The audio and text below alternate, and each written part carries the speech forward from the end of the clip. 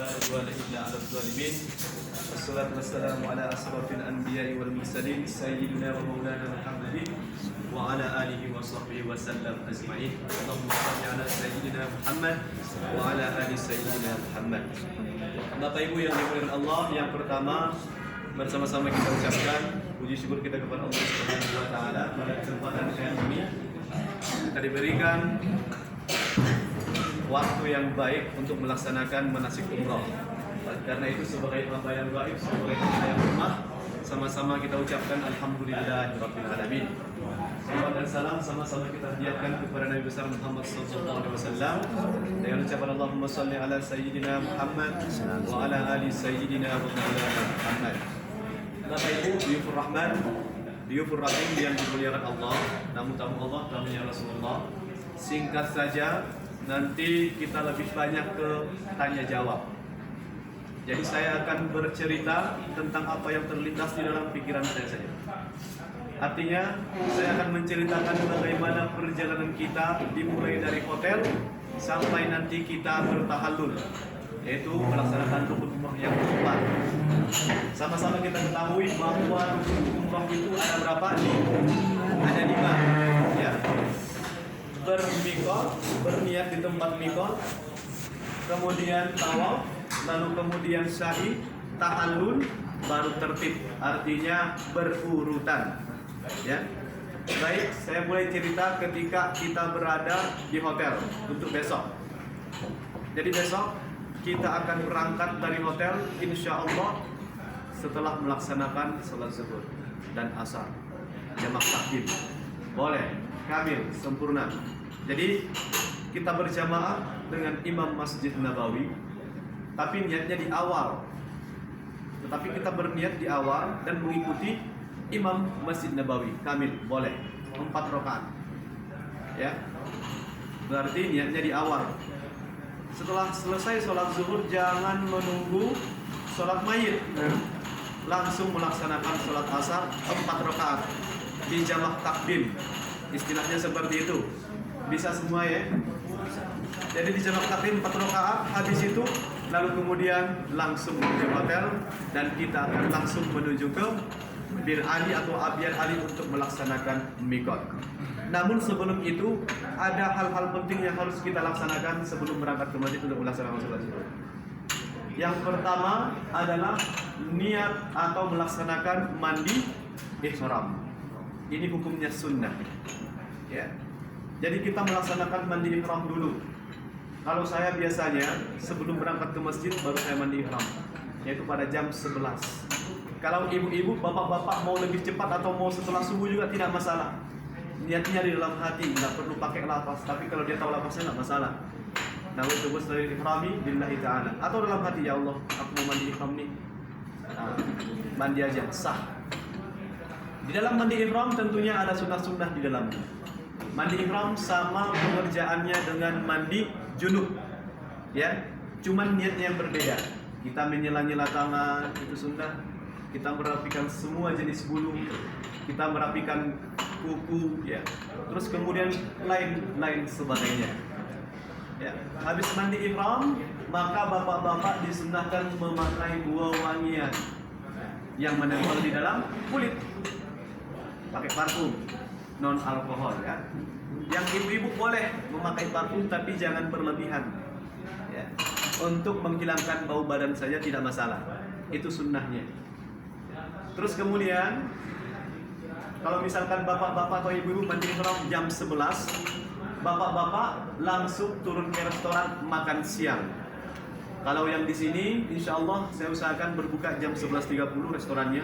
Yang di ODST nanti saya akan koordinasi langsung kepada pihak hotel biar nanti dibuka sebelum zuhur. Jadi kita makan siangnya sebelum zuhur, biar kita cepat nyampe ke kota Makkah. Apabila misalkan kita makan selepas zuhur, tentu kita akan terlambat nyampe ke kota Makkah. Atau biarlah, cobalah misalkan tepat waktu tidak masalah, tapi berbarengan dengan rombongan yang lain. Kita nyampe di kota Makkah jam 10, yang lain jam 10 kita umroh jam 11, tawaf sa'i yang lain juga jam 11 kita ketemu di tempat tawaf. Artinya apa? Artinya kita nggak akan fokus untuk melaksanakan tawaf, terlalu ramai. Dan ini yang harus kita hindarkan. Jadi saya mohon kerjasamanya karena kita 2 hotel. semakin cepat kita bergerak dari kota Madinah, maka semakin bagus kita untuk melaksanakan ibadah nanti di kota Mekah. Artinya kita semakin leluasa untuk melaksanakan tawaf dan sa'i.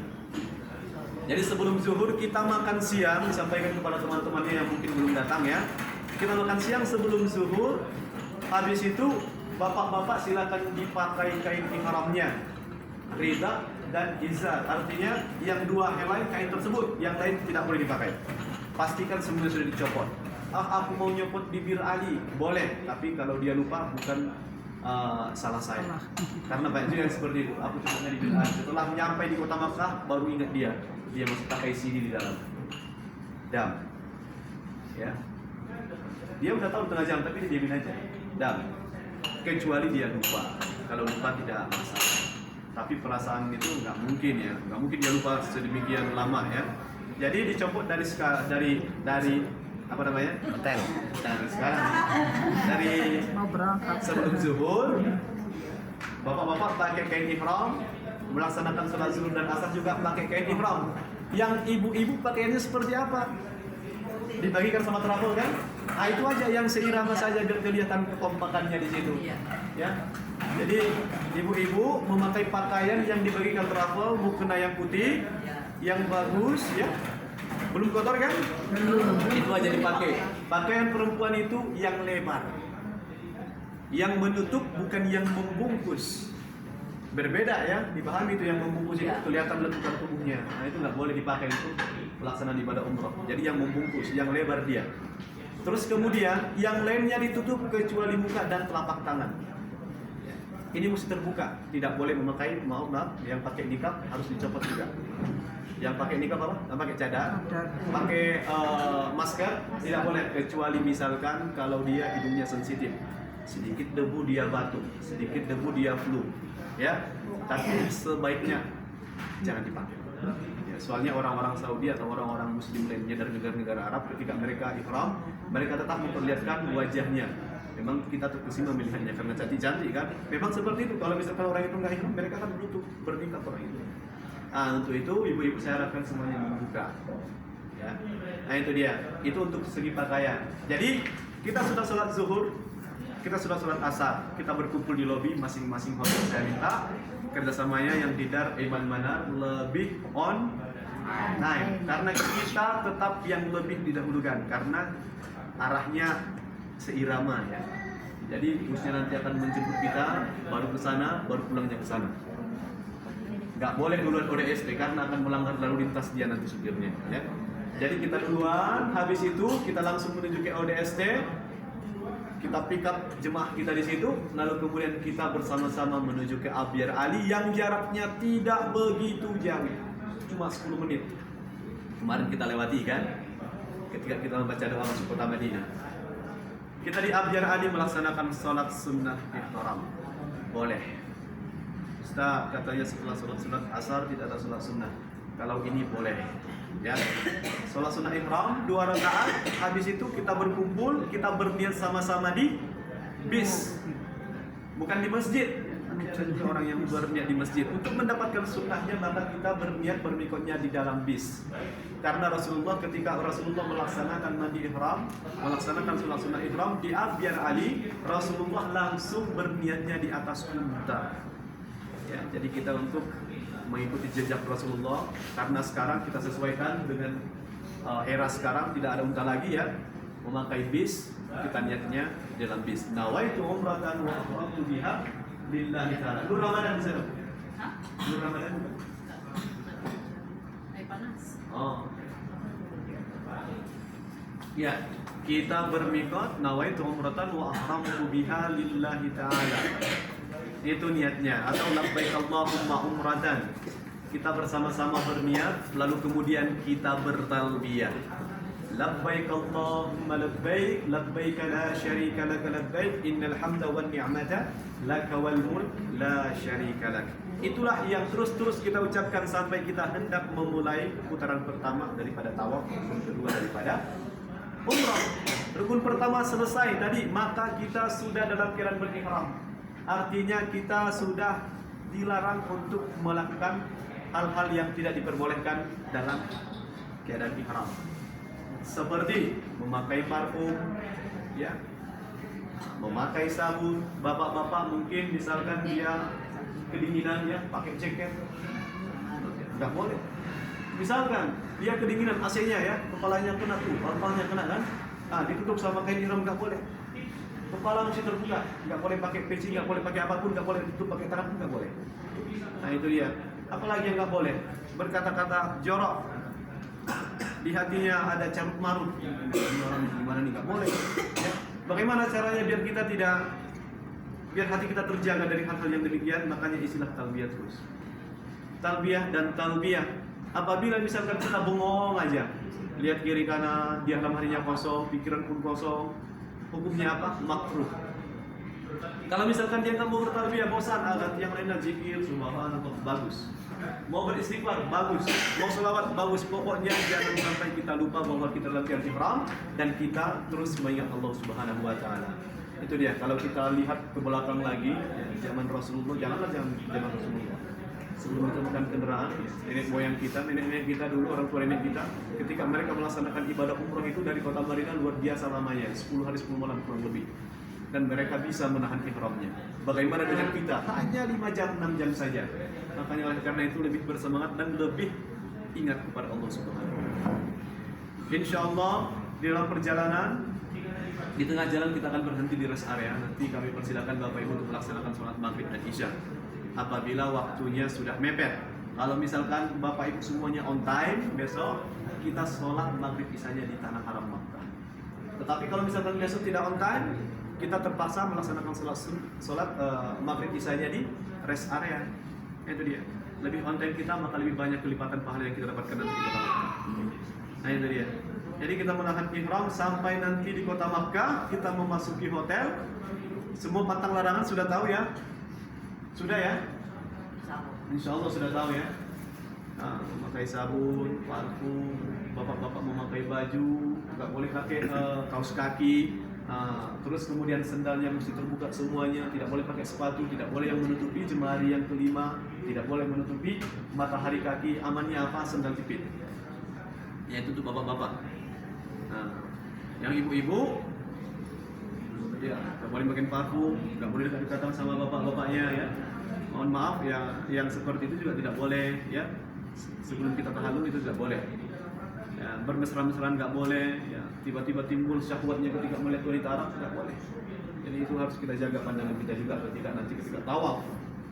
Di tempat tawaf juga banyak cobaan Bapak Ibu. Beginilah perjuangan kita untuk melaksanakan ibadah umrah itu. Banyak setan yang akan merayu kita, menggoda kita. Cewek cantik juga. Nggak boleh. Harus hati-hati. Bapak, ibu-ibu juga demikian, mancung-mancung kelihatan orang Arab itu kan. Aduh, coba suami begini, nggak boleh ya. Harus ingat kepada Allah, ingat betul kepada Allah. Nanti Bapak Ibu akan kami lengkapi dengan receiver, alat bantu mendengarkan apa-apa saja yang kita baca di tempat-tempat tertentu. Nanti insya Allah akan saya ucapkan, Bapak Ibu tinggal mendengarkan. Artinya apa? Bapak Ibu tidak perlu buka buku, biar lebih fokus untuk ibadahnya. Buka-buka buku, akhirnya dia ketinggalan rombongan. Rombongan itu sana, buka buku, nggak boleh, nggak bagus ya. Makanya kita berikan kepada Bapak Ibu receiver untuk membantu mendengarkan apa yang kita sampaikan. Nah, tawaf dimulai dari rukun Hajarul Aswad. Ini Hajarul Aswad ini mengarah ke negeri kita Indonesia. Ada beberapa rukun di situ, ada 4. Hajarul Aswad, rukun Irkin, Syam dan Yamani. Jadi kita mulai dari Hajarul Aswad. Memulai tawaf itu dari Hajarul Aswad. Nanti ketika ke-7 untuk mengakhiri jangan istilam, karena istilam itu memulai, bukan mengakhiri. Nanti saya bahas secara semua pada paham. Kita akan memulai tawaf dari Hajarul Aswad. Maka Rasulullah memberikan kita disunnahkan untuk mencium Hajarul Aswad untuk memulai putaran pertama. Ketika memulai putaran kedua juga demikian, menciumnya langsung. Cuma karena untuk zaman sekarang sangat banyak orang yang melaksanakan ibadah umroh dan itu produk sekali, maka ada 3 alternatif yang dikatakan oleh Rasulullah. Jika tidak sanggup mencium, dengan tongkat. Tidak sanggup kita mencium, kita ambil tongkat, kita tonjok tuh Hajarul Aswad. Bukan ditonjok ya, ya ditempelin gitu kan. Karena tongkat juga tidak memungkinkan kita bagikan kepada Bapak Ibu tongkat, kan lucu juga nanti yang muda-muda pakai tongkat. Kata Rasulullah, cukup istilam saja. angkat tangan, Bismillahirrahmanirrahim. Jangan ya. Entar orang Arab kaget. Apaan ini katanya kan? Jangan pakai suara ya. Bismillahirrahmanirrahim. Bismillahirrahmanirrahim. Bismillahirrahmanirrahim. Lalu kemudian kita mulai tawaf. Subhanallah walhamdulillah wa la ilaha illallah wallahu akbar. Wa la haula wa la quwwata illa billahil aliyyil azim. Wassalatu wassalamu ala Rasulillah Muhammadin sallallahu alaihi wasallam ila akhir. Ya. Itu yang kita baca ketika kita sudah sampai di rukun Yamani. Kita beristilam tapi tidak dicium. Ya, rukun Yamani, rukun yang mengarah ke negeri Yaman. Bismillahirrahmanirrahim. Lalu kemudian kita membaca apa? Rabbana atina fid dunya hasanah wa fil akhirati hasanah wa qina adzabannar. Seperti ini terus-terusan sampai 7 kali putaran. Ingat Bapak Ibu, ketika tawaf juga ada peraturannya ya. Enggak boleh tawaf. Ya, ayo cepat. Enggak boleh. Tawaf itu lurus, ya, bahu kiri tetap mengarah ke Ka'bah. Tidak boleh kayak gini. Kalau mau lihat ke belakang gini saja. Atau dia mau viral kan? Ayo katanya. Nggak boleh.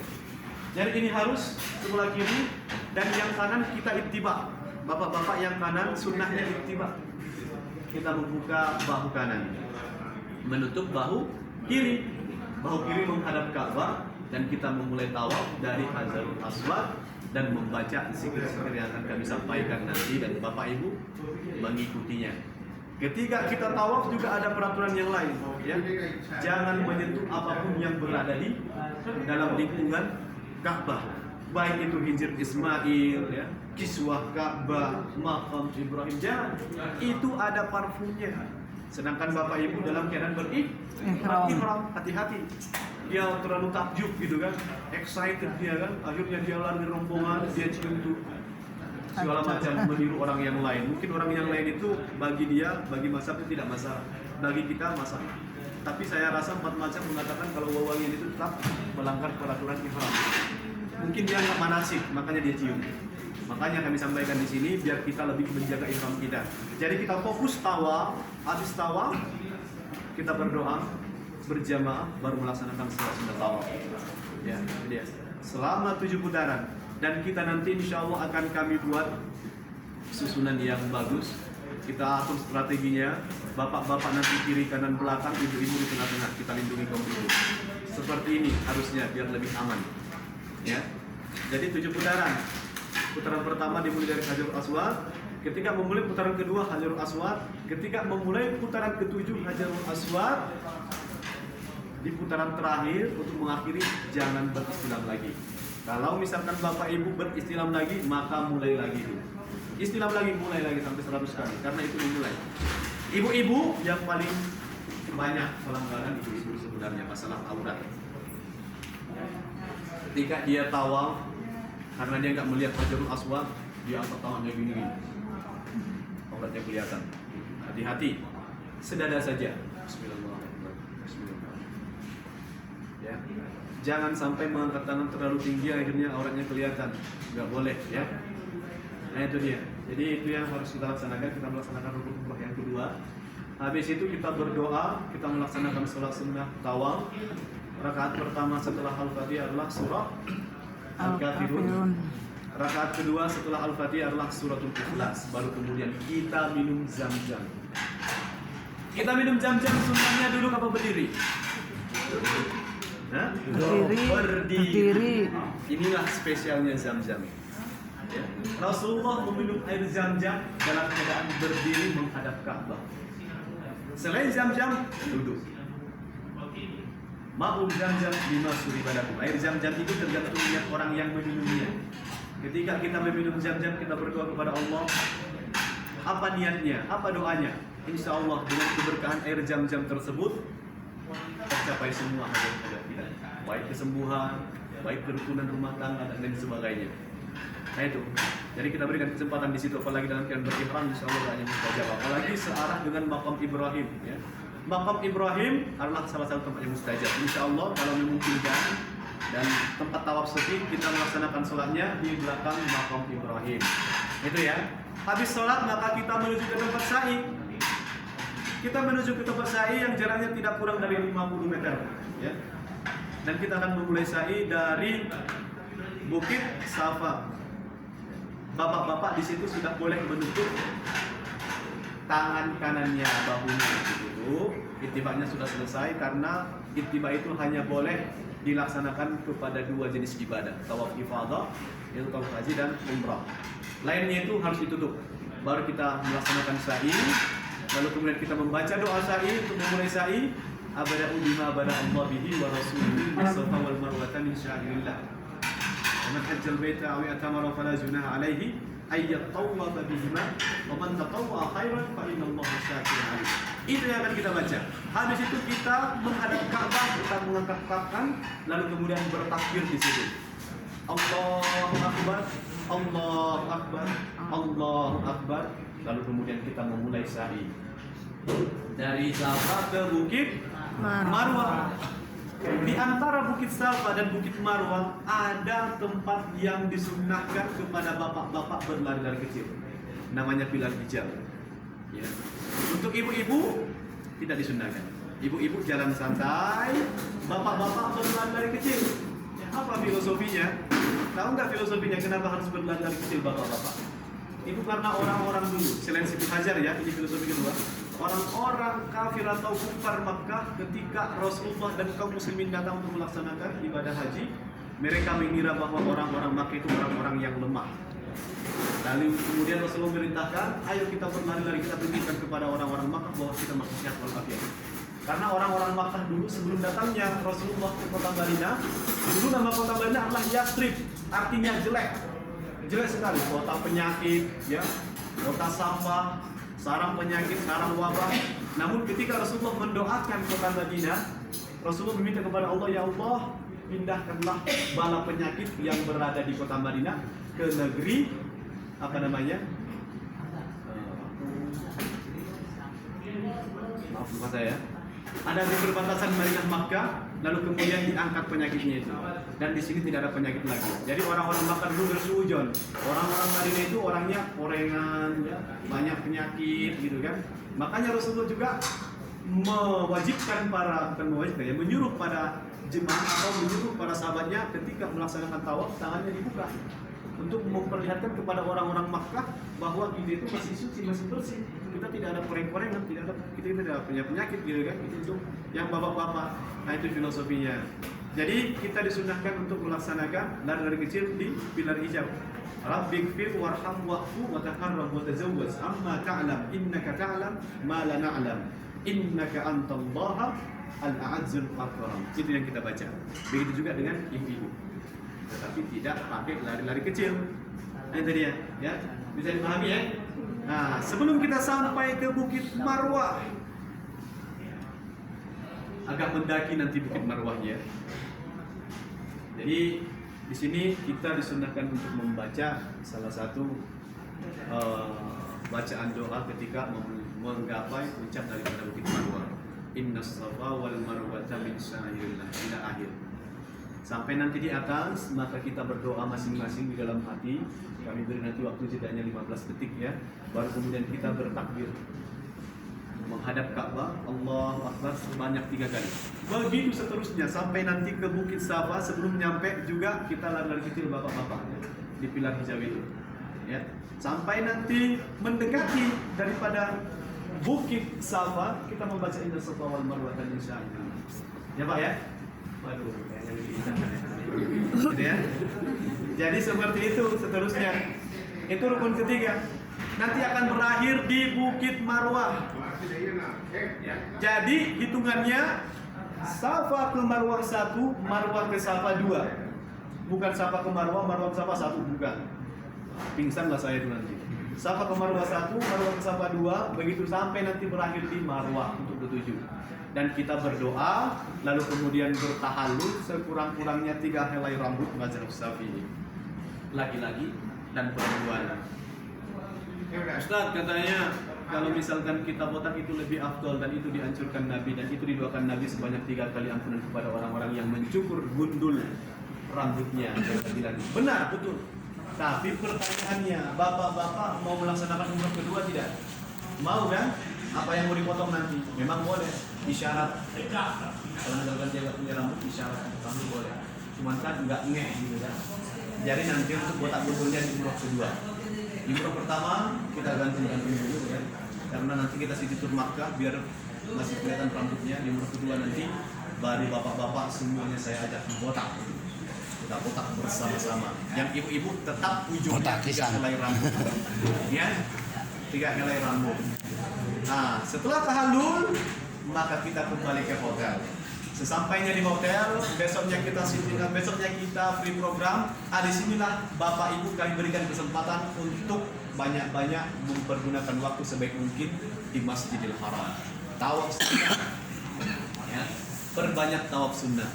Habis tawaf sunnah, melaksanakan sholat sunnah tawaf, lalu kemudian berdoa di tempat yang mustajab. Salah satu tempat yang mustajab yang tidak terlalu rempong untuk masuk ke dalam adalah Hijr Ismail. Hajarul Aswad bukan tempat yang mustajab, tetapi hukumnya sunnah kalau kita mencium Hajarul Aswad. Tetapi saya rasa lebih baik kita lebih mementingkan ukhuwah Islamiyah daripada mendapatkan yang sunnah. Loh, kenapa? Karena kalau misalkan bapak ibu memaksakan diri untuk mencium Hajarul Aswad, tetapi dengan cara menyakiti orang lain, kesannya baik atau tidak? Tidak. Saya jujur kepada bapak ibu, selama 4 tahun ini baru sekali saya cium. Setelah saya tahu yang demikian itu perjuangannya luar biasa sampai kita cium dengan orang lain, saya baru sadar ternyata lebih baik tidak usah daripada memaksakan lalu kemudian kita menyakiti orang lain. Karena akan ada simbol-simbolan. Ya orang Arab posturnya gede, orang Mesir apalagi. Itu yang harus kita lawan. Karena mereka mau mencium. Itu dia. Jadi lebih baik kita kunjungi tempat yang mustajabah. Insya Allah nanti akan saya buatkan di luar program travel. Kami ajak bapak ibu untuk ke salah satu tempat yang mustajabah, yaitu Hijr Ismail. Insya Allah. Di sana adalah tempat yang mustajabah. Saya sendiri sudah pernah merasakan kemustajabahan tempat tersebut, yaitu berangkatnya kedua orang tua saya tidak sampai 1 bulan setelah saya berdoa di situ. Itu. Yang penting niat kita tulus, ikhlas meminta tolong kepada Allah. Insya Allah mustajabah di Hijr Ismail ya. Nah itu dia. Sampai di sini Bapak Ibu ada pertanyaan masalah umrah. Berkacamata. Oh iya, bagus. Jadi tadi saya mengatakan bahwa tidak ada pakaian selain daripada 2 kain tersebut, ridha dan izar ya. Pakaian Pak. Kalau aksesoris boleh. Kacamata, jam tangan, cincin, tas lempang tidak masalah. Yang jadi masalah itu pakaian yang menempel, maksudnya baju, kaos, celana. Karena ini ini sebenarnya aksesoris, cuma kita tetap tidak diperbolehkan untuk kepala, itu tidak boleh. Oke Pak, aman ya? Boleh. Gak apa-apa, kan jadi pakai. Tas lempang, tas lempang kan isinya 1 tangan, celana segala macam tidak masalah. Bukan dipakai, nggak apa-apa ya. Yang jadi masalah itu adalah yang dipakai, Pak. Sendal gimana, Gimana? Sendal amannya jepit. Kalau misalkan ada sendal, kalau menurut saya masih bisa ya, biarpun ketutup, pokoknya kelihatan yang 5 jari dan matahari kaki tidak bertutup. Aman. Lebih baiknya nggak pakai sendal apa gimana Pak? Pakai sendal kok.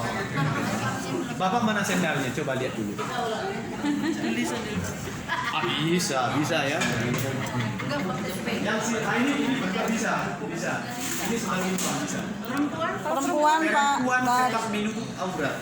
Pakai kaos kaki, sendalnya bebas. Celana dalam tuh. Ada pun tidak masalah. Celana dalam.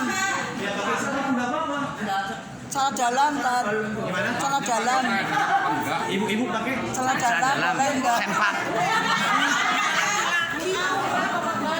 Ibu-ibu masalah pakaian tidak begitu banyak peraturannya ya. Yang penting yang terbuka ini sama ini bebas.